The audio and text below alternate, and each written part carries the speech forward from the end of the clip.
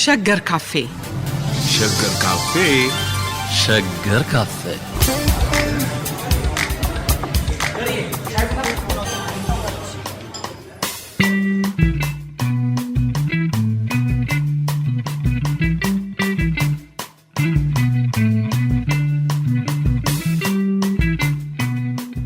ጤና ይስጥልን አድማጮቻችን። የዛሬው የሸገር ካፌ ውይይት ትኩረት ረሃብ ነው። በኢትዮጵያ ረሃብ ተደጋጋሚ ችግር ቢሆንም እስከ መንግስት ለውጥ ያደረሰው የ66 ድብቁ ረሃብ የሚባለው ከፍተኛ የዓለም አቀፍ ሽፋን የተሰጠውና በውጭ ተመልካቾች ዘንድ እስከዛሬም ድረስ አገሪቱንም ሆነ ህዝቡን በችግርና በረሃብተኝነት እንድትመዘገብ ያደረገው የ77 ድርቅና ረሃብ ህዝባዊ ግጥሞች አሉ፣ ዘፈን ተዘፍኑለታል፣ ገጣሚዎች አሉ። በዚህ በተገለጸው ረሃብ ላይ ለመወያየት ደራሲ አለማየሁ ገላጋይን ወደ ሸገር ካፌ ጋብዘነዋል። አለማየሁ እንዴት ሰነበትክ? የሚያስደስት አርዕስት አይደለም? አይደለም ያዝ ያደርጋል። የሁላችንም ግን እንደውም እኛ ሀገር ውስጥ አስቸጋሪ ነገር የሚባለው እንደ ዋነኛ አስቸጋሪ መታየት ያለበት ይሄ ነው። የረሃብ ዘመንን ወይም በረሃብ የተፈጠረን እልቂት እንደ ታሪክ አለመቁጠር፣ ከዛ ይልቅ እንዲረሳ መሯሯጥ። አሁን በእኛ ዘመን እንኳን እኮ ዲክሽነሪዎች ኢትዮጵያን ረሃብ የሚለውን ይፋቁ እያልን ፒቲሽን ስንፈራረም ነበር። ከዛ ይልቅ ያንን ታሪክ አድርጎ መቀጠል፣ ያንን ዲክሽነሪ አንብቦ እንርዳችሁ የሚለን ካለ በዚህ በሰላሙ ጊዜ አያንፈልግም እያለን እንመልሳለን። በዛ ይታይ እነ ቻይናም እኮ በከፍተኛ ረሃብ ውስጥ ነበሩ። ብዙ አሁን እንደ ረሃብተኛ የሚቆጥራቸው ማንም የለም። ምክንያቱም ያስመዘገቡት የኢኮኖሚ ለውጥም የአኗኗሪት ባህሉ ምኑም በረሃብ እንዲጠረጠሩ የሚያደርግ አይደለም። እንደውም ወደ ዓለም ቁንጮ እየተንፏቀቁ የደረሱበት ዘመን ስለሆነ ስለዚህ ለረሃብ እንድናፍርበት ሳይሆን በፒቲሽን አይደለም። እንደውም አንዳንዴ የድላችን ሐውልት ብሎ ከመስራት እኮ በረሃብ ላይ ላለቁት ሰዎች መታሰቢያ በማቆም ወደዛ ረሃብ ዳግም ማንሄድበትን የስነ ልቦና ድልድይ ማዘጋጀት ነበረብን። ወደዛ እንዳንመለስ የሚያደርግ ትጋትም የሚገኘው እነዛን ደጋግመን በማየት ነው። ለምሳሌ ገብረ ክርስቶስ ደስታም እኮ አሪፍ ስዕል አለው ረሃብ የሚል አይደል? እሱንም ጭምር በየአደባባዩ አንዳንዴ በመስቀል ጭምር የማንመለስበትን እድል መፍጠር፣ ልንመለስ የምንችል መሆኑንም ደግሞ ማስጠንቀቂያ ጭምር ይኖረዋል። የእኛ ዘመን ግን እንደሱ አይደለም።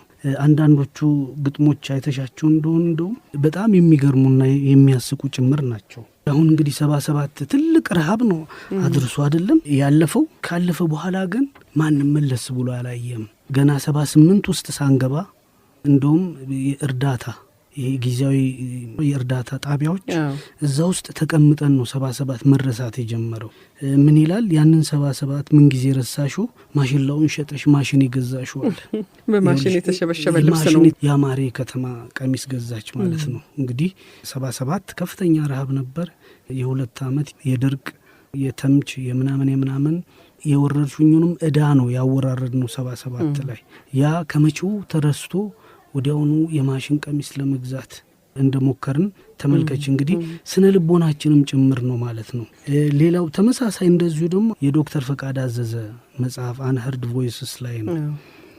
ልብስ ልግዛ ነው አምጣ፣ ገንዘብ አምጣ፣ አሮጊት ኮረዳው ቂንቂና መጣ። እንግዲህ በ77 ያ ሁሉ መከራ ታይቶ ከመቼው ከጭንቅላታችን። ብዙ ጊዜ እኮ የአውሮፓ የስነ ጽሁፍም ሆነ የላይፍ ስታይል ትልቅ የሆነ የማይቃና መጣመም የሚታይበት እንዲህ አይነት መከራዎች በመድረሳቸው ነው። የሁለተኛ ዓለም ጦርነት ላይ የአንደኛ ዓለም ጦርነት የፈጠረው መከራ እስካሁን ድረስ አብሯቸው አለ። ስነ ጽሁፋቸውን ወደ ሌላ አቅጣጫ የቀየረው፣ ላይፍ ስታይላቸውን ወደ ሌላ አቅጣጫ የቀየረው የኢንዲቪጁዋሊዝም የኤግዚስተንሻሊዝም የሚባለው እየተባለ እና አልበርት ካሙ የተለያዩ ስኩል ኦፍ ቶት የስነ ጽሁፍ እንትኖች የተፈጠሩት በነዛ በመከራ ዘመኖች ላይ ተንተርሰው ነው። የደረሰውን መከራ በማየት ብቻ ምን ዓለም አለ እያሉ ወደ ራሳቸውና ወደ እግዚአብሔራቸውም ጭምር ለመመልከት ሞከሩ። የኛ ግን ቶሎ መርሳት፣ ቶሎ ረስቶ ደግሞ ሌላ ዝግጅት አለማድረግ ጭምር ያለበት ስለሆነ ዛሬ ምናልባት ማንሳታችን ይችን ኃላፊነት እንድንወጣ እድል ይሰጠናል የሚለው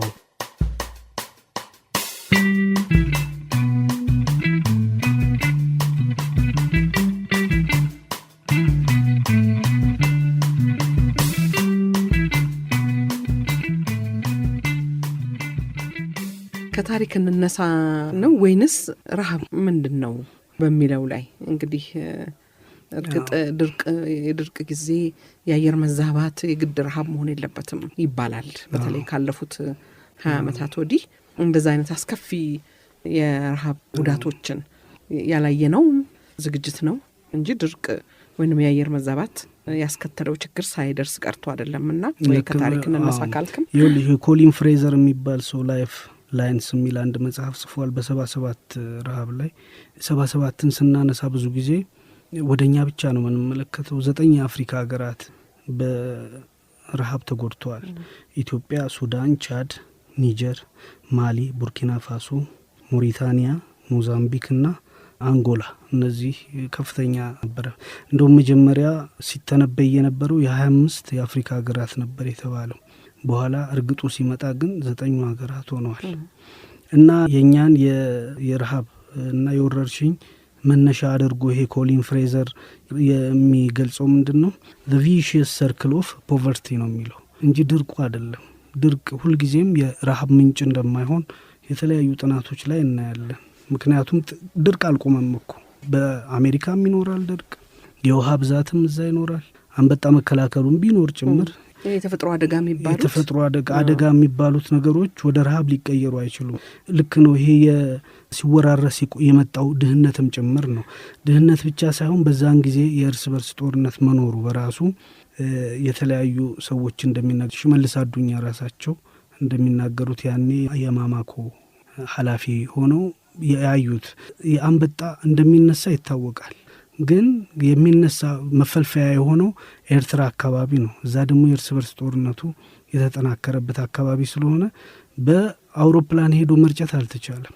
ስለዚህ አንበጣ እንደሚመጣ እየታወቀ መርጨት ሳይቻል ቀረ። ጦርነቱም ማስተዋጽኦ ነበረው ማለት ነው። የዚህ ሲወራረድ የመጣው ድህነት አንዱ እሱም ነው። ሁለተኛ ደግሞ እንዲባባስ ያደረጉ ሌሎች ምክንያቶች ነበሩ ተብሎ የተጠቀሰ አለ። እሱ ይሄ ኮሊን ፍሬዘር የሚለው ምንድን ነው? ፕራይድ፣ የኩራት ለራስ የሚሰጥ ግምት፣ ፖለቲክስና ሶኮልድ ዲፕሎማሲ፣ ከዲፕሎማሲ ጋር የተያያዘ ችግር። ስለዚህ ፖለቲካም የክብርም ጉዳይና የምናምን አፍሪካ በዛን ጊዜ በይበልጥ እነዚህ 9 ሀገሮች ላይ ረሃቡ በተጠናከረ መንገድ ወደ ሰው መፍጀት እንዲሸጋገር ያደረጉት ምክንያቶች ናቸው። እኛ ብቻ ይመስለኝ ነበር ለካ ይሄ ኢትዮጵያ የዳቦ ቅርጫት የምንለው ለካ ሱዳንም ኒሜሪ እንደሱ ይል ነበር። እንደውም ለአፍሪካ ሳይሆን እሱ ለመካከለኛው ምስራቅ የዳቦ ቅርጫት ናት ሱዳን ሲል ነበር። የ77ቱ ረሃብ ሲል አፈረና መሸፋፈን ጀመረ ረሃቡን። በዛ የተነሳ ነው ፕራይድ የሚለው እሱን ነው። ወደኛም ይመጣል። ፖለቲክስ የሚባለው ደግሞ የኛ እንከተል የነበረው የማርክሲስት ሌኒኒስት ርዕዮተ ዓለም በምዕራባውያን የማይደገፍ እኛም ምዕራባውያንን ሆነ ብለን በራችን ላይ ቆመን የምንሳደብበት ዘመን ስለነበረ እነሱ ይህንን ነገር ለመተውም ጭምር እንትን አሉ። ከዛ ይልቅ ግለሰቦች የበለጠ ትኩረት መስጠት እንደጀመሩ ነው አንዳንድ ጥናቶች ላይ እንትን የሚለው ከመንግስታቱ ይልቅ ከረጂ ድርጅቶች ይልቅ። ምክንያቱም ረጂ ድርጅቶችን ሆነ ብለን አጥቅተናልኛ። በዚህ ላይ ደግሞ 10ኛ አብዮት በዓል የሚከበርበት ዘመን ነበር። ስለዚህ ለ10ኛ አብዮት በዓል ያደረግነው ሽርጉድ አውሮፓውያንን እንዲናደዱም ጭምር ያደርጓል። ምክንያቱም እንደውም እንደሚባለው እኮ ወደ 400,000 ውስኪ ጠርሙስ ታዞ እሱ በመዘግየቱ እንደገና በውድ አውሮፕላን ቶሎ እንዲመጣልን እንደሱ የተደረገበት ነው። ደግሞ እነዚህ ቀለም ያላቸው አረንጓዴ፣ ቢጫ፣ ቀይ ምናምን የተለያየ ቀለም ያላቸው አምፖሎች ወደ 200,000 ያዘናል። ያኔ አጠቃላይ ወጣ የሚባለው ያኔ ወደ $200 ሚሊዮን ነው ወጣ ተብሎ የተገመተው። በዛ ሽርጉድ መካከል የተሸፈነና የተዳፈነ የረሃብ ሁለት ጊዜም እንግዲህ የረሃብ 66ም 77ም 66ም 64ና 65 አካባቢም እንደዚሁ የአፄ ኃይለ ሥላሴ 64 80ኛ ዓመት ነበር። ይሄ ነገር እሱንም ጎድቶታል ተብሎ ይታሰባል። እዚህ የተለያዩ መጽሐፎች ላይ እንደሚገለጸው ከሆነ አፄ ኃይለ ሥላሴ አልሰሙም ይባላል። ግን አገር ውስጥ እየተከናወነ የማይሰሙት ነገር የለም። አንዳንድ መጽሐፍ ላይ ሳይ ቧንቧ እንኳን ሲሰበር እሳቸው አውቀውት ነው የሚጠገነው ይባላል። እንኳን እንዲህ አይነት እና የ80 ዓመታቸው የተከበረበት እንትን ነው። ያቺ ካለፈች በኋላ ነው ሌላ ረሃቡን ለመቋቋም የሚያስችል እንቅስቃሴ የተጀመረው። የሚገርመው ግን ረሃብ አንዳንዴ የምቀኛችንም ነው እንድት ያደርጋል። ልንደሰት ስንዘጋጅ ነው የሚመጣብን። የአፄ ኃይለ ሥላሴን 85 ልናከብርና ልንደሰት ስንዘጋጅ ከፍተኛ ረሃብ ነበር፣ እኛ እናውቅም እንጂ 77ም ላይ ተመሳሳይ 10ኛ አብዮት በዓል የሚከበርበት ልንደሰት ስንዘጋጅ ወደ ክብረ በዓሉ በዞረበት ሰዓት ላይ የሚገርመው 1881 84 ድረስ የነበረው ረሃብ የአፄ ሚኒሊክን የንግስ በዓል አደናቅፏል። ማደናቀፍ እንግዲህ እሳቸው ትንሽ እንትን ስለሆኑ እምዬ አይደል የሚባሉት እምዬ ሚኒሊክ ስለሆኑ የእሳቸው ድግስ ላይ ሊወጣ የነበረውን በሙሉ ገድበው መኳንንቶቻቸው ከብት እንዳያርዱ አድርገው በመንግስት በኩል ለእርድ የተዘጋጁ ከብቶችን በሙሉ ወደ ረሃብተኞቹ በማዞር እንዲሁም ደግሞ መኳንንቶቻቸው በሳቸው ስር ያሉት በሙሉ ያከማቹት እህል ካለ ወደ መንግስት ዞሮ በመንግስት በኩል ለረሃብተኞቹ እንዲደርስ በማድረግ ትልቅ ሚና ተጫውተዋል። ለረሃቡን የነበረውን የሞት መጠን ለመቀነስ ማለት ነው። እሱ ብቻ ሳይሆን ከብቱ በሙሉ ስላለቀ በእጃቸው እየቆፈሩ በማሳየት አፄው ራሳቸው አፄ ሚኒሊክ በእጃቸው በመቆፈር በማሳየት በዶማ እንዲታረስ ሲያበረታቱ ነበር ይባላል።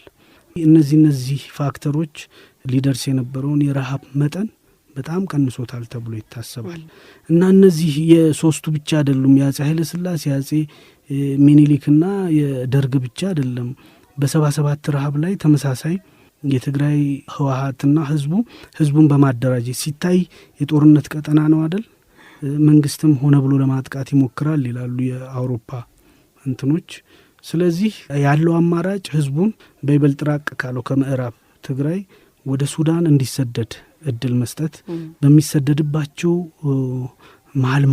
መሀል ላይ የመመገቢያ ጣቢያ በማዘጋጀት ጭምር ሱዳን እንዲደርሱ የማድረግ እቅድ ነው የተያዘው የነበረው ከዛው ያሉበት ሆኖ ከመመገብ ይልቅ።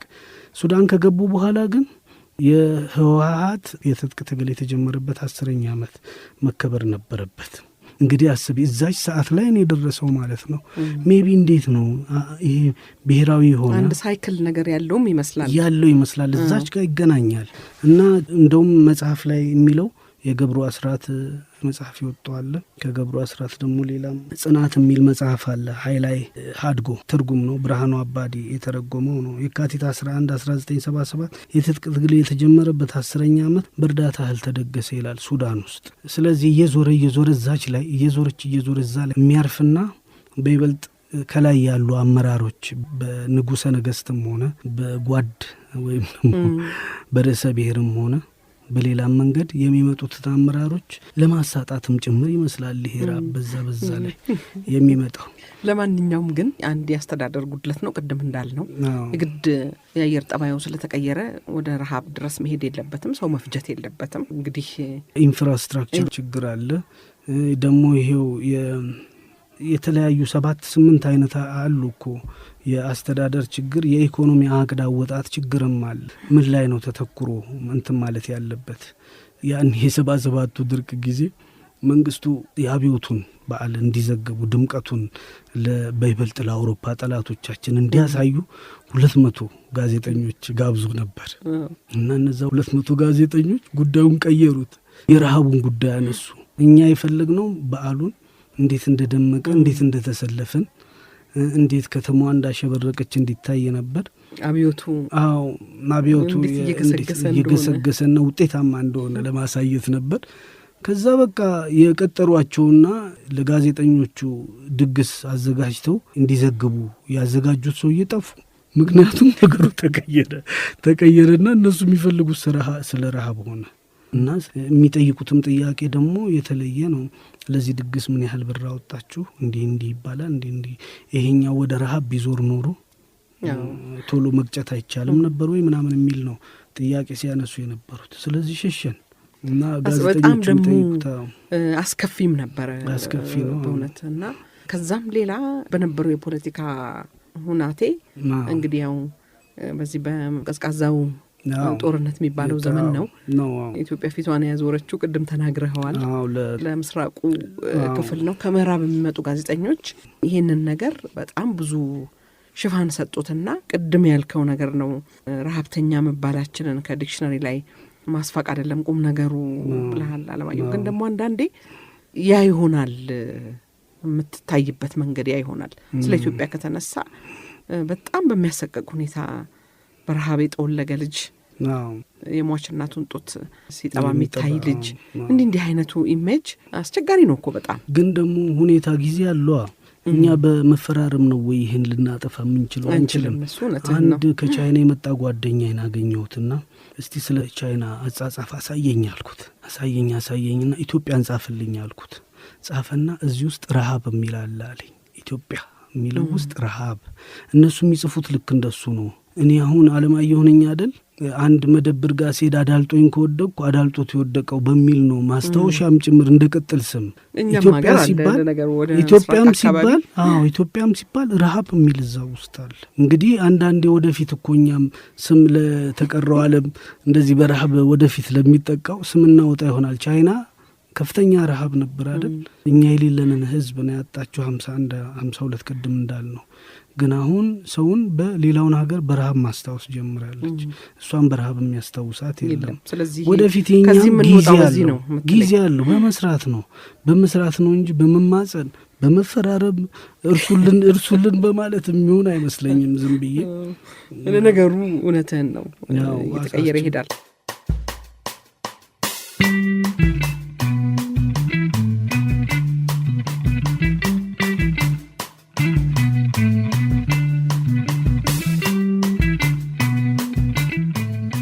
ወደ ታሪክ እንሂድ ብዬህ ነበር ቅድምና የረሃብ ታሪክ የቆየ ነው። የረሃብ ታሪክ በይበልጥኛም ሀገር የቆየ ነው፣ አዲስ አይደለም። አንድ አሜሪካዊ ቶም ፍራንክሊን የሚባል አሜሪካዊ በኢትዮጵያ የተባበሩት መንግስታት እንደ አምባሳደር ነገር ነው። እሱን የዚህ መጽሐፍ የላይፍ ላይን መጽሐፍ አናግሮት ነው ኮሊን ፍሬዘር የሚባል የሱ በ1964 ቅድም ያነሳናቸው የረሃብ ዘመኖች 64ም ሆነ 77 ዓመተ ምህረት የደረሰውን እልቂትና የተከተለው የረሃብ መጋነኑ ዓለም ደረጃ መዳረሱን እንደ ትልቅ ነገር አላየውም። ምክንያቱም ከ1950 በእኛ ጀምሮ እስከ 70 ዓመተ ምህረት ድረስ በየአመቱ 20% የሆነው የኢትዮጵያ መሬት ድርቅ እና አንበጣ ይመተዋል። እዛ መሬት ላይ ያሉ እንግዲህ 1/5 ማለት ነው አይደል?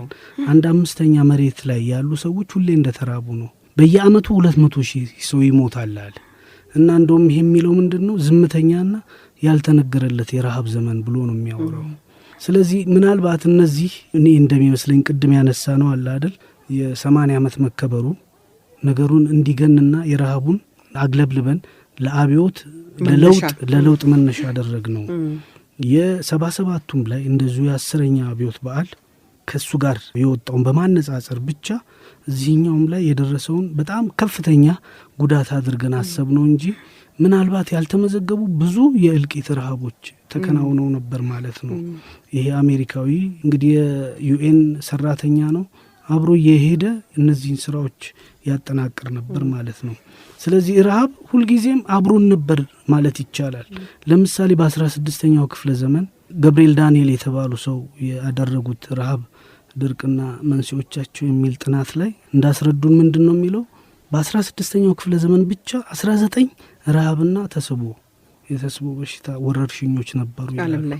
እኛ ሀገር ብቻ 19ኞቹም ከባባድ የተባሉት ናቸው። ልክ እንደ ቅድሙ ዝም የሚባሉና 200,000 ህዝብ ምናምን የሚሞትባቸው ምናምን ትናንሾቹ የማይነኩ ናቸው ማለት ነው። ወደ አቅራቢያው ለምለም ወደ ሆነው አካባቢ እየተሰደዱ አገግመው የሚመለሱትን የማይዘግባቸው ታሪክ የማያያቸው አሉ ማለት ነው።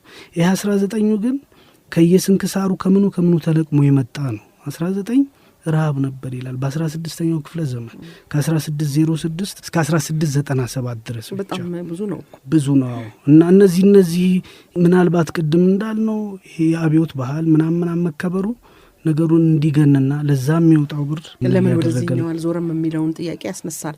ሌላው ደግሞ ብዙ ጊዜ በእኛ ሀገር አሁን 66 አካባቢ ወሎ፣ ትግራይ እና የሰሜኑ አካባቢ ሰሜን ሸዋ በኋላ ደግሞ እንደገና 77ም እንደዚሁ እየተስፋፋ መጣ ወደታች። ግን ወደ ደቡብ እንደዚህ ደግሞ ስትሄድ ምርቱ ጥሩ ነበር በዛን ሰዓት።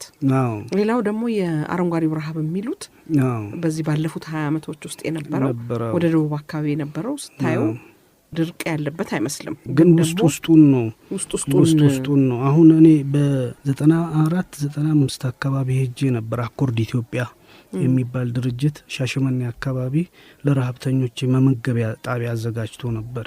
የሚገርም ረሃብ ነበር። እዚህ አርሲ ነገሌ አካባቢ ሻሸመኔ አለፍ እንዳልሽ ማለት ነው መመገቢያ ጣቢያ ድረስ ሄጄ አለሁ። ልክ ሌላው ቦታ በፊትና የተለያዩ አሚን ምናምን ያነሷቸው አይነት ፎቶዎች ናቸው እዛ የነበሩት። ከፍተኛ ረሃብ ግን የሚገርመው እዛው ሲነጋገሩ ከቤት አልወጡም ነበር ረሃብተኞቹ። እንግዲህ ምንድነው መሰለ አንደኛ እህል የማድረስ ለተጎዳው ህብረተሰብ ምግብ የምታደርስበት መዋቅርህ በደንብ እየተጠናከረ ሲመጣ አንዱ እሱ ነው። ኢንፍራስትራክቸር ነው እንግዲህ ኢንፍራስትራክቸር እና ምግቡን ማግኘቱና ማድረሱ ነው። የኢንፍራስትራክቸሩም ማተር ያደርጋል። አንዳንዴ የአሰብ ላይ ተከማችቶ እዛ የሚራቡበት ጊዜ አለ። አንዱ ደግሞ ክስ ምን ነበር ኢትዮጵያ ላይ ለሩሲያ ወታደሮች እንደ ደሞዝ አድርጋ ትሸጣለች ኢትዮጵያ ነው ለረሃብ የመጣውን የእርዳታ ስንዴ።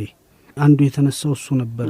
ግን ለዛ ምንድነው ሩሲያ 300 ወታደሮችና 300 ካሚዮን ልካ ነበር ለምግብ ማመላለሻ መኪናት ስለጠፋ የሩሲያ ወታደሮች ሲጭኑ ስለታየ በቃ ሸጧለች ኢትዮጵያ በሚል ነበር የተዘገበው። እስከዛሬም ድረስ ጦሱ እኮ አለ።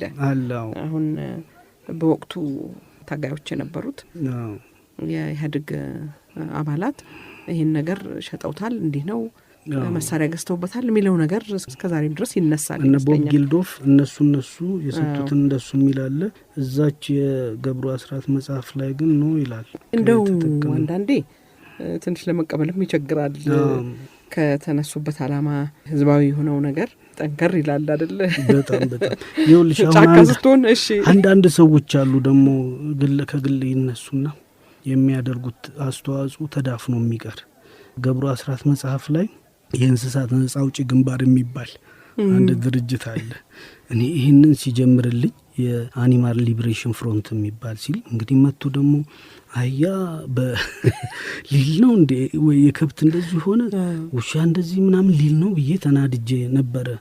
እዚህ መጥቶ ግን ለካ የእነሱን እንትን ነው እንደ ነርስ ነገር ነው የእንስሳቱ የሚያክም ነው። እዚህ መጥቶ ሊረዳን የመጣው ግን የለም እቃ መድኃኒትም የለም ምንም የለም። ከዛ መጥቶ የሚሰራው ሲያጣ ማለት ነው የረሃብተኞችን ልብስ ያጥብ ነበር ወደ ወንዝ እየወሰደ።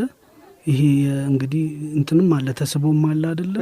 የሚወጡ ብዙ ነገሮች አሉ የሚበላሹ። ብርድ ልብሱን ምኑን ሰብስቦ የሆነ ቦታ እየወሰደ ያጥብ ነበር ይላሉ። እንዲህ አይነት ሰዎች አሁን ስማቸውም መጥፋቱ በጣም እንትን ይላል አይደል? አባ ድብ ነው አባ ውድ የሚባሉ ሰው ነበሩ ይባላል በ18ኛው ክፍለ ዘመን ረሃብ ላይ 1881። ያኔ እሳቸውም ሰውዬ ልክ እንደዚሁ በየቦታው ለወደቀው ሰው እንጨት እህል እየለመኑ ከዛ እያመጡ ይሰጡ ነበር። መጨረሻ በዛ የጻድቅ ስራ ሰርተው እሳቸው በበሽታው ተለክፎ ሞቱ የሚል ታሪክ ሌላ መጽሐፍ ላይ አንብቤያለሁ። እንደዚህ በግለሰብ ደረጃ የሚችሉትን ለማድረግ የሚንቀሳቀሱ ሰዎች አሉ።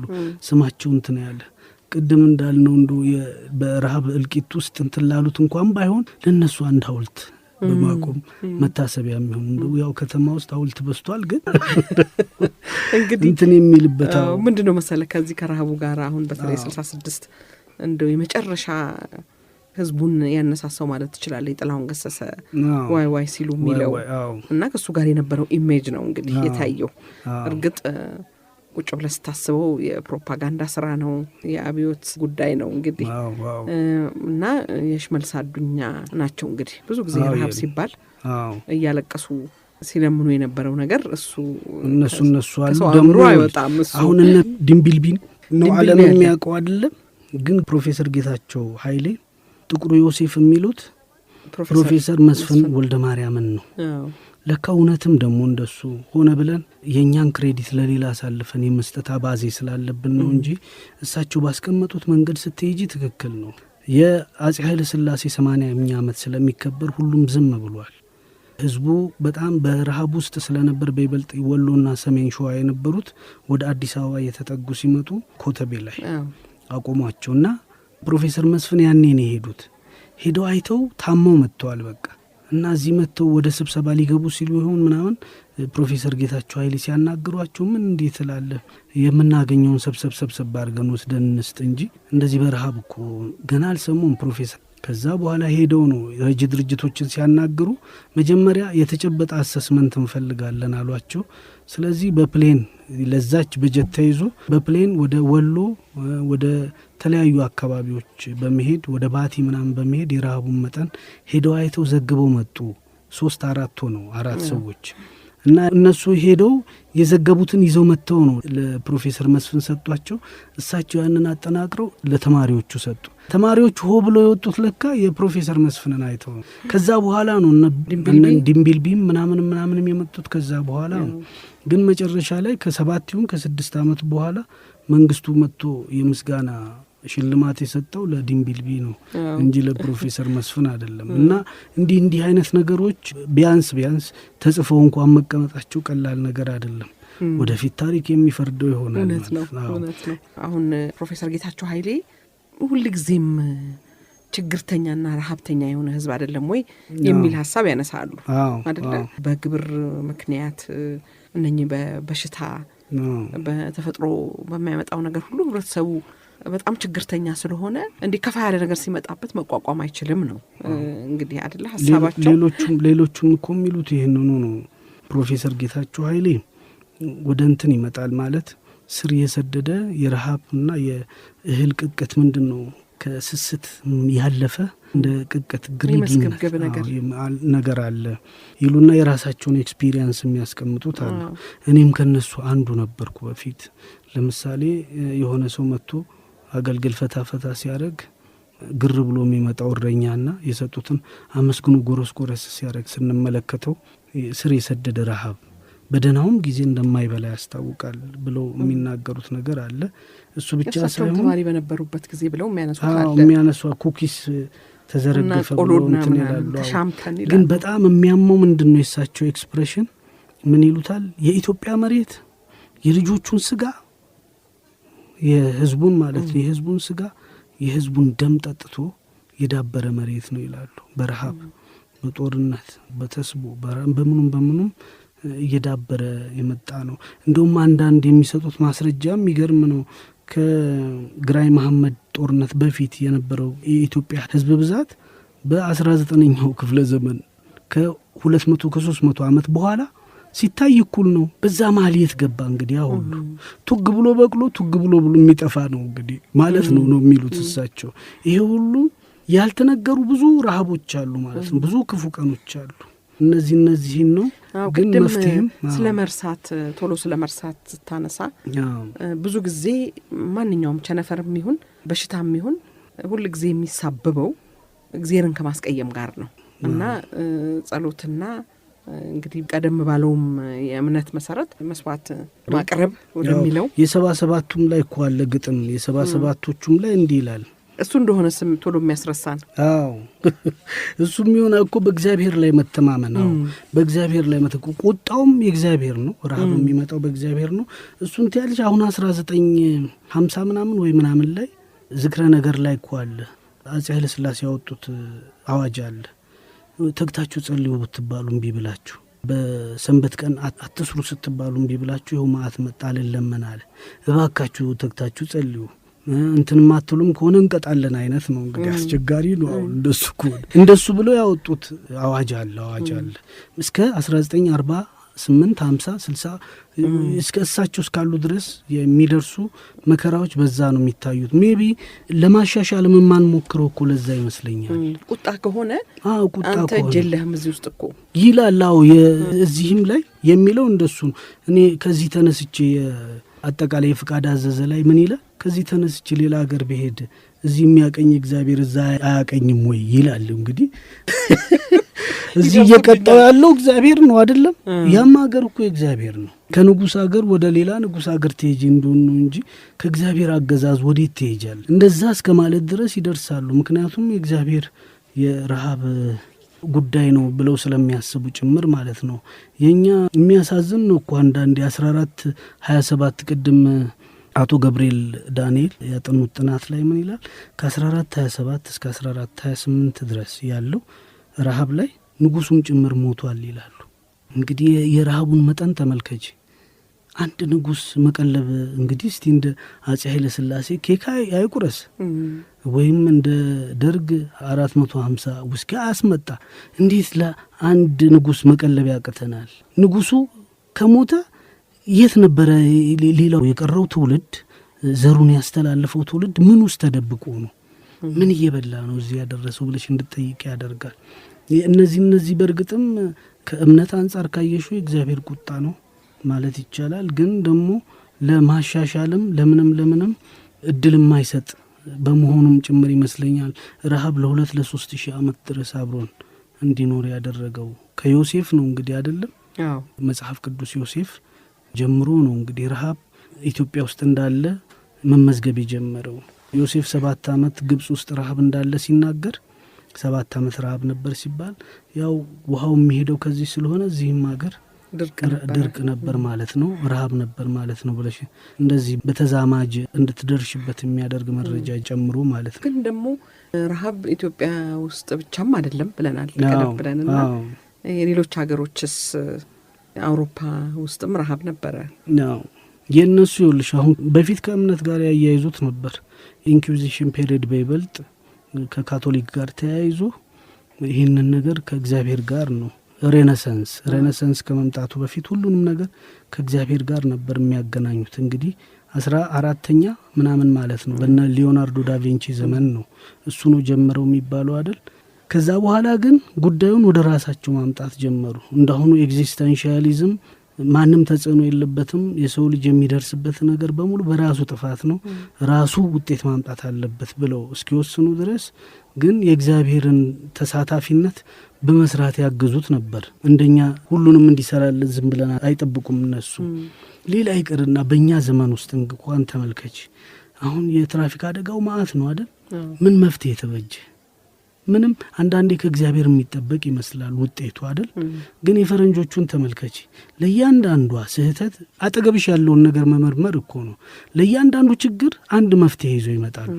ለምሳሌ ሞባይል እየተሰረቀ አስቸገረ አይደለም? አንድ በቁልፍ እንዲከፈት ቁጥር በሚስጥር ቁጥር እንዲከፈት የማድረግ አለ። ሌላው ሊጠቀምበት አይችልም። እሱን ደግሞ በኮምፒውተር መክፈት ሲጀምሩ የመጀመሪያውን ደዋይ ቁጥር እዛ ለተመዘገበ ቁጥር ያስተላልፋል፣ ተሰርቆ እንኳን አይደል? ይሄ መፍትሄ መፈለግ አይደል? እኛ ጋር ግን መፍትሄ መፈለግ የሚባል የለም። በሁሉም ነገር ላይ ነው እኮ በሁሉም ነገር ላይ መፍትሄ መፈለግ የሚባል ሁሉ ጊዜ አንድ ባለቤት አለው። ያ ባለቤት እግዚአብሔር ነው። እሱ ነው በቃ እሱ። ወይም ደግሞ ከእግዚአብሔር ቀጥሎ መንግስት አለ ወይ እሱ ይወጣው እንደማለት ነውና ይሄ ከጦርነት በላይ እኮ ነው። አንዳንዴ ደስ ብሏቸው 2 ሰው ብቻ ነው በዚህ ሳምንት የሞተው ይላሉ በመኪና አደጋ። እንዴት ነው? ከባድ ነው እኮ ትልቅ ጦርነት እንደማለት ነው። ደግሞ ይሄም እየተነገረ ተግባራችን ለማሻሻል አንሞክርም። ለእግዚአብሔር እንሰጧለን። ለኛ ያለውን አናጣውም እያልን ነው። አደጋውም ምንም ለኛው የተሰነዘረ ስለሆነ እኛው ላይ ዝም ብሎ ይረፍ የማለት እንትን ያለው ይመስላል። ዝም ብለን ባህላችንም ነው እኮ የስነ ልቦና መነሻችንም ጭምር ለማሻሻል እድል የሚሰጥ አይደለም የሚል ነው። የጎጃም ታሪክን የጻፉ አሉ። አለቃ ተክለ ኢየሱስ ዋቅጅራ የሚባሉ አሉ። የጎጃም ታሪክን የጻፉ ናቸው። እዛ ላይ አንዳንዴ ቅድም አንመልሰውም እንሌለ ወዲያውኑ ነው የምንረሳው። ያቺ ማሽን ቀሚስ ገዛች። የሳቸው ላይ ደግሞ ያለችው ሌላ ናት። ጥጋበኛ ግን ሴቶቹን ብቻ ነው እሺ ይላሉ። ያው እነሱ እንግዲህ እንደሱ ነው። ወንድም ይኖራል እኮ አይታወቅም። ጥጋበኛ እንግዲህ የቀረበልን ነው። ታሪክ አስቸጋሪ ነውና ትወጣና በር ላይ ያሉ ምን ትላለች? ዞር ብዬ ባየው ወገቤ ቅጣጣ። እንግዲህ ከፍተኛ ረሃብ ተነስቷል ከ1 ዓመት በፊት እና ደግሞ ከፍተኛ ምርት ተገኘ በቀጣዩ ዓመት። አንጠባርቄ ባየው ደግሞ ጉንጬም ቅጣጣ። እባክህ ጌታ ያምናውን ቀን አምጣ። ረሃቡን መልስ አምጣልኝ። አዎ አስቸጋሪ ነው። አሁን ይሄንን ስትመለከቺ ረሃብ ይናፈቃል።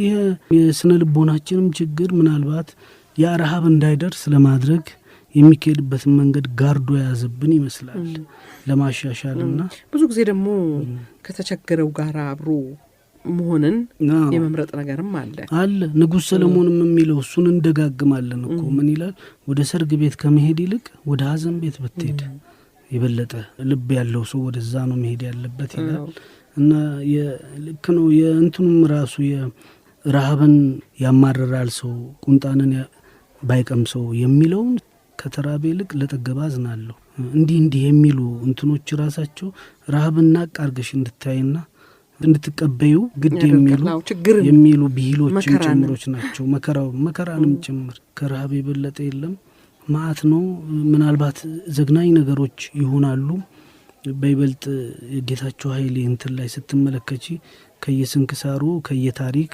ከመንግስቱ ለማ ወልደ ታሪክ ከሳቸውም ላይ የወሰዱትን አንዳንድ ታሪክ ስታይ ያስደነግጣል በጣም ሰው እስከ መብላት ድረስ ነው ሲደርስ የነበረው ያ ነገር እንዳይደገም እንዴት አትጥሪም አንድ ሰውዬ ነበር ሰው ደሃ ነው ደግሞ እኮ ሰው አይደለም ሰው ደሃ ያረደ የሚበላ አሉ እና ስጋ በሸማ ደብቆ ይዞ መጣ እኛ የተቀመጥንበት ስጋ ግዙ የፍየል ስጋ ግዙ አለን አሉ አንዱ ጠረጠረውን አንተ የሰው አይደለም እንግዲህ ያውቀዋል ማለት ነው የሰው አይደለም ሲሉ አው ብሎ አለቀሰ ደሞ ማልቀሱ ምንድነው ጸጸት ነው አረካ ዓለም ኃይሉ ላይ ነው እና በየት በኩል እንትን እንደምንለው የምናስተናግድበትን መንገድ እኮ ኢሰብአዊነትም ጭምር ያለው ነው ከሃይማኖትም ከምንም ጋር የተያያዘ አይደለም ማለት ነው ብዙ የማይበሉ ተክሎች የማይበሉ እንስሳት በሙሉ ተበሉ ይላል እንግዲህ በዛ መንገድ የምታልፊውን ነገር እንዴት ለመለወጥ እንዴት ደግሞ ጊዜውም ሳያልፍ ጭምር እኮ ነው የምንረሳው በይበልጥ ወደ ሊትሬቸሮቹ ስንመጣ አሁን የብርሃኑ ዘሪሁን አይደል ማዕበል የአብዮት መባቻ ላይ አለ መባቻ እንግዲህ ልክ እዚህ የ77 የ64 ረሃብ ላይ ባቲ ላይ የጊዜያዊ ጣቢያ አለ የመመገቢያ እና እዛ ጣቢያ ውስጥ ብርሃኑ ዘሪሁን እንደሄደ የእንትን ላይ ተናግሯል የካቲት መጽሔት ላይ 73 መጨረሻ ላይ የወጣ የካቲት መጽሔት ላይ ሄዶ ወሎ ካየ በኋላ ነው ማዕበልን የጻፈው ሶስቱን ማዕበሎች ማዕበል የአብዮት መባቻ ማዕበል የአብዮት ዋዜማና ማግስት የሚል ነው ሶስቱን የጻፈውና የጻፈው በደንብ አይቶ እንደ ሪፖርታጅም ጭምር ነው ይላል እዛ የጻፈውና እዛ ውስጥ የሚቀርጻቸው ካራክተሮች ረሃብ አሳዷቸው እየተንፏቀቁ በሞትና ሽረት መሃል ወደዛ የሚገባሉ ወደ መመገቢያው ካምፕ ከዛ ጥቂት ስንዴ እንጀራ ምናምን እየተሰጣቸው ብዛትም የለም ማገገምና ከታመሙት መዳን ሲጀምሩ ኢሚዲየትሊ ወደ ድሪያ ነው የሚገቡት እዛ ልቦለድ ውስጥ የኔን ሚስት አያት የኔን ሚስት ተናገራት የክብር የፕራይድ ጥያቄ ማንሳት ይጀምራሉ እንደውም አንዱን ሰው የሚገልጸው ምን ብሎ ነው እንደ ሽመል የቀጠነ ሰው የራሃቡ ያቀጠነው ሽመል ተደግፎ ማንም ሚስቴን የተናገራት ብሎ በሩ ቆሞ እዛ ረሃብተኛ መሃል እንግዲህ ፎክራል ላይ ገለዋለሁ ይያለ አዛውንትም ነው ምናምን እና ያኛውም እንደዛው ደሞ ያየውንም ለማግባት የሚሞክር ከበደ የሚባላል እንደዛው ረሃብተኛ ነው እሱ ገና ቤቱ ሄዶ ተቋቁሞ ምን ብሎ እኔም አረባም ያለውበት ሁኔታ ጥሩ አይደለም እኔም ግን እንደው ላግባትና ምናምን ይያለ ሚስቴ ከሞተች እንግዲህ ያው 6 ወር ሆናትም አይደል ይያለ ማማከር ይጀምራል እና ኢሚዲየትሊ ከዛ ውስጥ ወጥተን ቀጥታ ወደ ኖርማል ላይፍ ውስጥ እንገባለን ኖርማል ላይፍ ብቻ ሳይሆን የሚመጣውን መራብ ለመቀበል የተመቻቸ ላይፍ ውስጥ ነው የምንገባው ፍቃድ አዘዘ ከሰበሰባቸው ውስጥ ዘመነ ዮሐንስ ሁለተኛ ትምጣ እንኳን ይሄል ቅንጣት ዛፉ ቅጠላጣ ይላል የሸንቁጤ ወንድም አጉርጥ እኔ ነኝ ወደ ሚስት ያለ ሰው ፍታና ቆይ እንዱ ወንድ አይበላ ይመስል ይልሽ ያቀድም ያልሽ ነው አስቸጋሪ ነው ከበድ ነው እኮ እስቲ አንተ የሰበሰብካቸውን አምጣ የሚያም ደሞ አለ ማዚ አንዳንዱ ዝም ብለሽ በእንትን አይደለም ስተነትኙ ብትዩ ሁሉ የሰው ልጅ ከውስጥ እንትን የሚያወጣ ነው የመተሳሰቡ ስጋነት ምንድነው ምናምን ይያልሽ እንድትጠይቂ ነው እናቴን ጠለዋት እህቴን ጠለዋት ፈረንጇን ብቻ ነው ዛሬ ሲወደድኳት የሚላል እንግዲህ ይሄ አስቸጋሪ ቅድም ያልነው ወደ ተረጅነት ያዘነበለው ነው ሌላ ደግሞ አለ አይ 77 ባልተወለድኩኝ እናቴ ከጄ ላይ ጥሬ ስትቀማኝ የሚላል ይሄ አስቸጋሪ ነው ወንድም ሞተሽ ብለው ለምን ይጠሩኛል ራቴ ጎመን ነው ከብት ይበላብኛል ያለች ደሞ አለች ጠባቂ። አንድ ቀልድ አይደለም ግን እንትን የሚላል ሰውየው የመጀመሪያዋ እንግዲህ ከረሃብ ቀጥሎ የበቀለች እንትናት ከመቼው ደረሰች አልደረሰች ይላል ማሽላ ናት። እሷን እንኩቶ ለመብላት ይዘጋጃል። እንኩቶ ማለት እሸቱን ትቆርጮና እሳት ውስጥ ከተሽ እዛው እንደ እንትን እንዳለ ፍያልሽ የምትበየው ነው። ልክ እንኩቶን ከቶ እየጠበቀ ወንድሙ እንትን ላይ ሆኖ ጠራው። አይዋ አለው። ወይ ይላል። አረ እናታችን ሞታለች ይላል። ተው እባክህ ይሄም እዚህ ያስቀመጥኩትም አንድ አስከሬን ነው አለ። አቤት ቀባሪ ይፈልጋል አለ። ይኸውልሽ በራማል ያለ ዝምድና አሁን እቺ እዚችኛዋ አሁን ከእናቴ ከእጅ ላይ እንትን ስትቀማኝ ያለው አንዱም እንደዛው ነው። እንግዲህ የችግር ዘመን አይደል? ከረሃብ ቀጥሎ የሚከተሉ የችግር ዘመኖች አሉ እስክትቋቋሚ ድረስ እና እንደዚሁ አይዋ ብሎ ጠራው። እንደዚህ ምንድነው ሲል እናታችን ሞታለች አለው። አራ አለና ከደነገጠ በኋላ ለመሆኑ ከፈኗ ከማን ነው ብሎ ጠየቀ። እዛው ቆሞ ከዛ ካንተ ነው ይባላል እንግዲህ ሲሉ ከረመች በላታ አለ። ይህ ችግር ነው ከፈኑ። በዛን ዘመን ውስጥ ከፈን ሊገዛ አይችልም። ቅንጦትም ነው እኮ እነሱ የከፈን ጥያቄ ማንሳቱ። ከዛ ተበድረው ደግሞ አይቀርም ተበድሮ ከፈን ተደርጎ እናትዬ ወደ ቀብር ስትሄድ ደግሞ አለቀሳሉ እኮ። ፍሰሽ እናቴ ፍሰሽ። እንግዲህ ማልቀስ አይደለም ፍሰሽ እናቴ ፍሰሽ፣ የሰው ጃኖ ተውሰሽ፣ እኔን በዳለው ውሰሻል። አቤት አቤት! ይህንን የመከራ ዘመን እንዴት ነው የምትረሺው? እንዴትስ ደግሞ የቁጠባ ባህል እንዴ ቁጠባም ሊባል አይችልም። አስተዳደሩም የራሱ ችግሮች እኮ አሉበት። ያለውን ነገር አሟጡ 1/3ኛውን ነው የሚሰጠው። ምክንያቱም መልከኛ ይሄ ጭቃሹ ምናምን የሚባለው ዳኛውም ቤተ ክርስቲያኑ ምኑም የሚወስዱት አለ ከዛ ከሚያርሰው ላይ። ስለዚህ እንደምንም ተንገዳግዶ በጎመን ነው የሚወጣት ያችን ክረምት። በጎመን በመብላት እንደውም ምናምን አትንፈላሰስ ነው ጎመን ባወጣው ነብስ የሚባል አለ። ጤፍ ይሁን ምናምን እንግዲህ አይተው ገብስ ይሁን አይታወቅም። አዎ አትንፈላሰስ ጎመን ባወጣው ነብስ። ጎመን ነው የሚያወጣው ክረምት ላይ ያልቃል እህልሽ በሙሉ። ዘርም በልመና ነው የሚሆነው። እነዚህን መከራዎች ያለፈ ሰው እንዴት ወዲያውኑ ኢሚዲየትሊ እንዴት ወዲያውኑ ይረሳል? ከረሃብ ጋር ያለው ሁለተኛ ልራብም እንዴት አይልም። ድጋሚስ እንዴት ይመጣል? ከ77 በኋላ ወደ 4 ነው 5 ረሃቦች መጥተዋል። ከ77 በኋላ 82 መጥቷል። ከዛ 87 መጥቷል። ከዛ 92 መጥቷል። ከዛ 97 መጥቷል። ሜቢ እንግዲህ አሁን አቅም እየተበጀ በይበልጥ ደግሞ የቴክኖሎጂውም ጥያቄ አለ። መዋቅሩም ጥሩ ነው።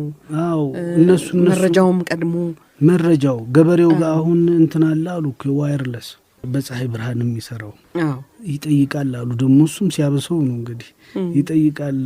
እህል በረንዳ ደውሎ ስንት ገባ ሲል 9.50 ካሉት 9 ነው የሚሸጠው ይላል አሉ። አስቸጋሪ ነው ጤፉ።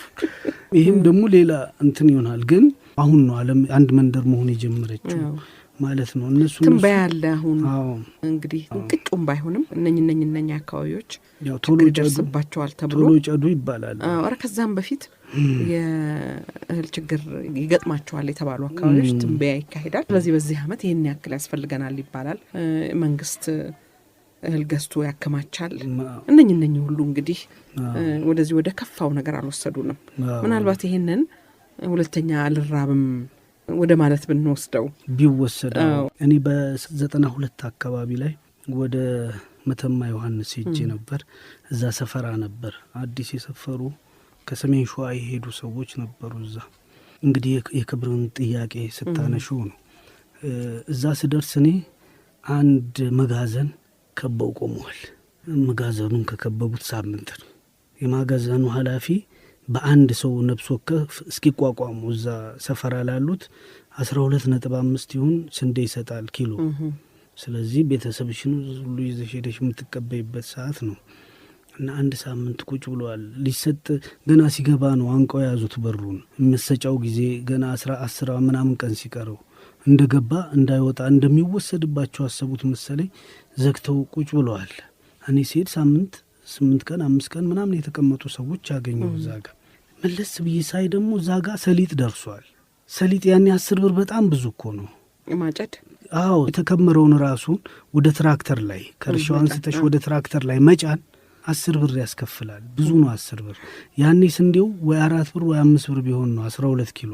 ከዛ እዛ ጋር ሳይ አናገርኳቸው እዛ የተሰበሰቡ ለምንድን ነው እዛ ጋር ሰሊጥ አለ በአይነ ቁራኛ እንትኑንም በጋዘዱን እየጠበቃችሁ ከዛች እዛች ወደ መኪና እኮ ብታደርሱ በቀን 14 ቀን 140 ብር ማለት ነው። 140 ብር ምናልባት በዚህኛው ሂሳብ ለአንድ ዓመትም የሚበቃ ነው ብዬ ሊያሸክመን ነው እንዲያመጣን እዚህ ያሉ መሸከም ነውር ሆነ። ስራ እንዴት ነውር ይሆናል? ተቸግረሽ እዛ አካባቢ ላይ መስራት አቅቶሽ አንዳንዶቹ እንደውም መሬትም ዛፍም ምንም የሌላቸው ምንም የማይሰሩትን ነው አምጥተው ያሰፈሯቸው እዛ ቦታ ላይ።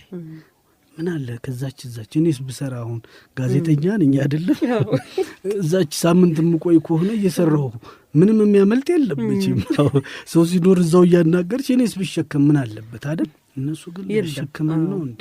አንድ እንግዲህ በሽታ ትቶብን ሄደው ይሄ ነው። አዎ ያልተገባ ፕራይድ፣ ያልተገባ ክብር ኧረ ክብር አይደለም ይሄ። አይ ክብርን መጠበቅ እኮ ነው። አሁን ባልተገባ መስራት።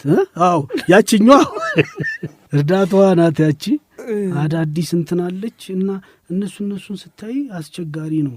ግን ይሄ ደግሞ በዚህኛው ዘመን ነው እንጂ ያኔ ነበር ብዬ አላስብም። ምክንያቱም ይሄ ላይፍ ላይን የጻፈው ኮሊን ፍሬዘር የባቲ መመገቢያ ጣቢያ ላይ ከ1 ዓመት በኋላ ሄዷል። የ77 ረሃብ ካቆመ 78 ዓመተ ምህረት መጨረሻ ላይ ሄዷል። 78 መጨረሻ ላይ ሲሄድ እንትን ውስጥ እዛ ጣቢያ ጊዜያዊ ጣቢያ ውስጥ የነበሩት 240 ሺህ ወይም ምናምን ህፃናት ብቻ ናቸው። ደነገጠ። የት ሄዱ ብሎ ሲጠይቅ የምርት ሰዓት አይደለም የእርሻስ ጊዜ እንዳያልፍባቸው ወደ የመጡበት ሄደዋል። ተቸግረው ተርበውም ቢሆን ለማረስ መሬታቸው ጦም እንዳያል ጦም። ስለዚህ ተስፋቸው ያለው እርዳታው ላይ አልነበረም ማለት ነው። እንግዲህ በዛና አካባቢም እንደዚሁ የታዘቡትን የጻፉ ሰዎች ጋዜጣ ላይ ሁን ምን ላይ ሁን አላውቅም ያየሁት ምንድን ነበር በጣም የሚገርማቸው የተራበ ሰው እንዴት ተሰልፎ ምግብ ተቀብሎ ይሄዳል የሚለው ነገር በጣም ይገርማቸው ነበር። እንዲህ ያለ ክብርና ኩራት ሱዳን ውስጥ አሁን ከትግራይ የተፈናቀሉት በህወሓት መሪነት ወደ ሱዳን የገቡት እዛ ቆይተዋል። ብዙ እንደውም እዛ የሞተው በዝቷል አሉ።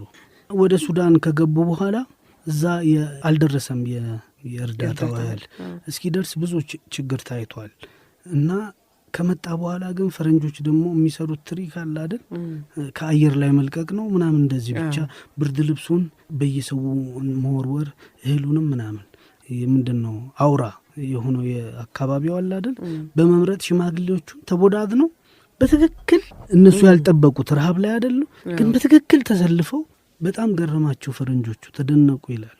በትክክለኛ ሰልፉን ይዘው የፕራይድ ጥያቄ እኮ አንዳንዴ ሰው ከሰውም ጋር እኔ ከአንድ ታጋይ ጋር ሳወራ የ77ቱ ላይ አብሮ እንትን ያለ ነው ምን አለኝ መንገድ ላይ ያገኘነው እርዳታ ሰርዲን ብቻ ነበር አለ አንዴ።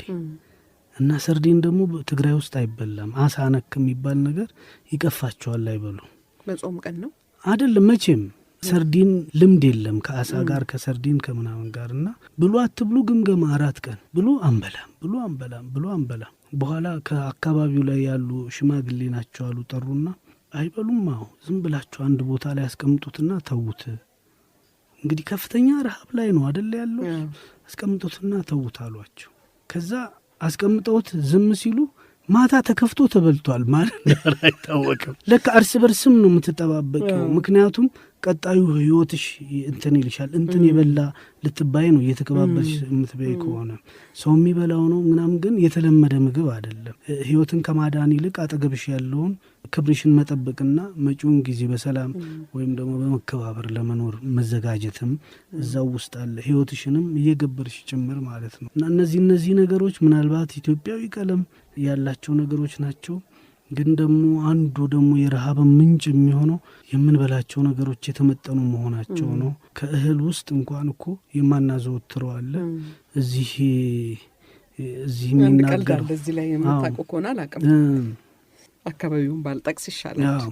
አንደኛው ብዙ ጊዜ ረሃብ የሚጠቃ ነው፣ አንደኛው ደግሞ በእህል ምርት የታወቀ ነው እና ይቀላልዳሉ። ያኛው እየበላ አትበላሙ ይለዋል አንድ ምግብ አይ አልበላም ይላል። ያገኘውን አትብላና በየቴሌቪዥኑ ላይ አጽምን አስቆጠር። አይ ያገኘውን አስቸጋሪ ነው።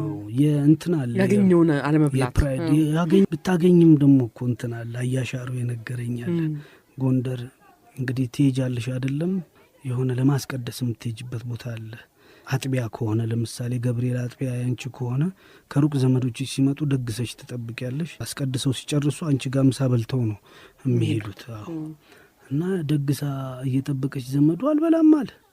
ኧረ ና ግባ አልበላም፣ ኧረ በቃኝ በልቼ ይላል። ኧረ በሞቴ ኧረ አፈርሶን ኧረ ምናምን ቢባል እምቢ አለ እና ሄደ። እቤቱ ሲደርስ ኧረ ምሳ አቅርቢ ሲል እንዴ እና ይዋንትናን አላገኘም እንዲ ያለች ሚስቱ። ኧረ አግኝቻችኋለሁ እና ግባ አላሉም? ኧረ ብለውኛል። እሺ በሞቴ ያላሉ? ኧረ ብለውኛል። አፈርሶን አላሉም? ኧረ ብለውኛል። እና ስትል ቆንጥር እንኳን ልብስ ይዞ ያስቀራል። ለምን ልብሴን ይዞ አላስቀሩኝም ነው። ተገኝቶም የምንበላውም ተገኝቶ የክብሯ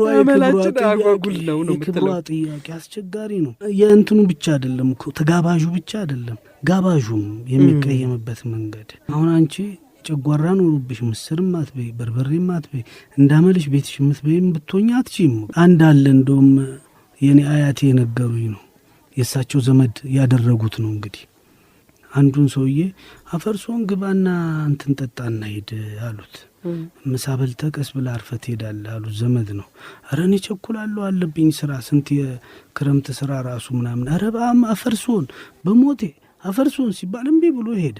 ከዛ በወሩ በዛው መንገድ ሲመጣ ጠራቸውና ይዋ እንትና እስቲ ውሃ ጠጭኝ በጣም ጠምቶኛል ብሎ ሲጠይ ባለፈው በሞቴ ስለ ዝም ብለህ ሄዳል።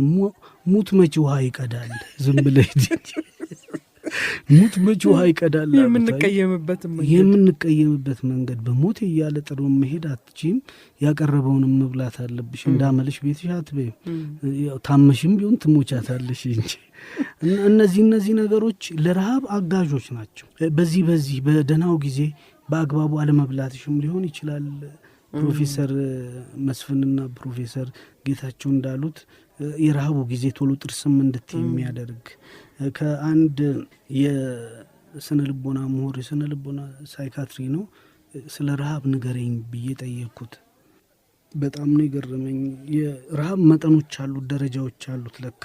ለምሳሌ የመጀመሪያው ረሃብ ሲጀምርሽ ማለት ነው ከ6 እስከ 12 ሰዓት ካልበላሽ ስቶር የተደረገው ግሉኮዝ የተባለው ከደምሽ ውስጥ ያልቃል። ከዛ ጉበትና ቆሽት ላይ ምናምን ላይ የሚጠራቀም አለ፣ ስቶር የሚሆን ለክፉ ጊዜ የሚያስቀምጠው አለ። እሱ ነው ወደ እየተቃጠለ ግብአት ለኃይል ግብአት የሚሆነው።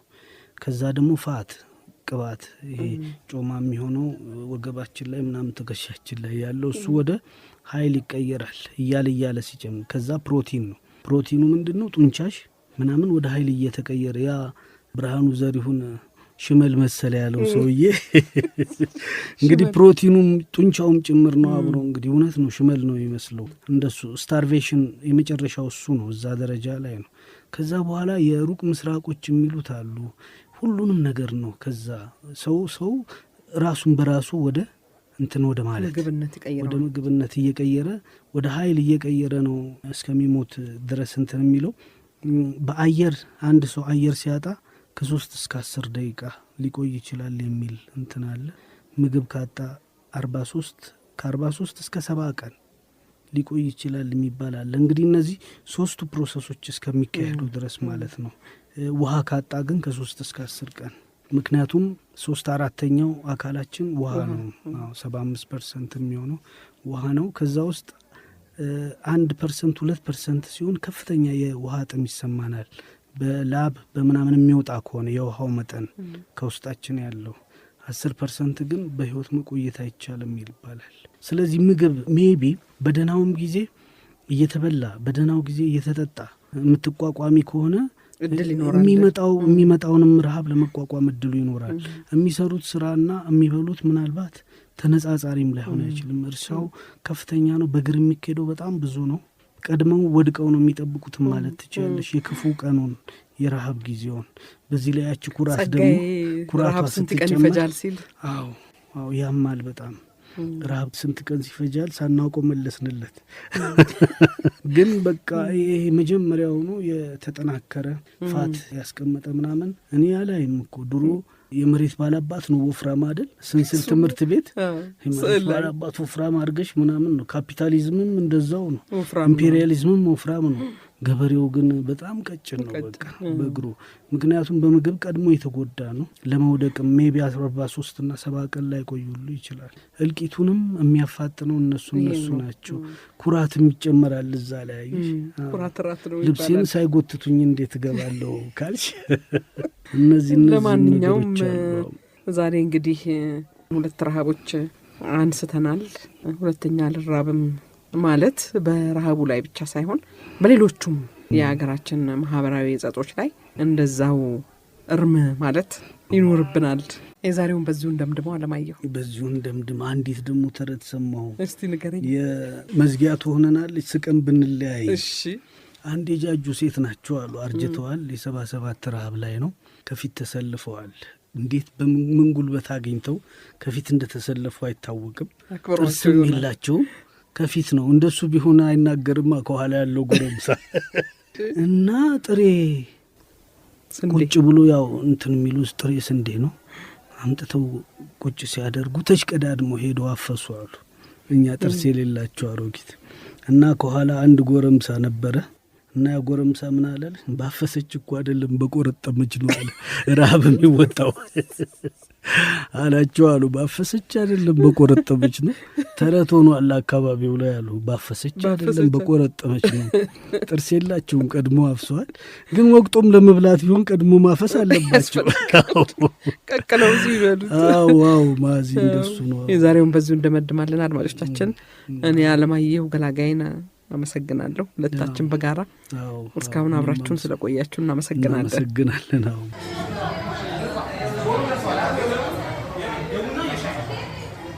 ሸገር ካፌ ሸገር ካፌ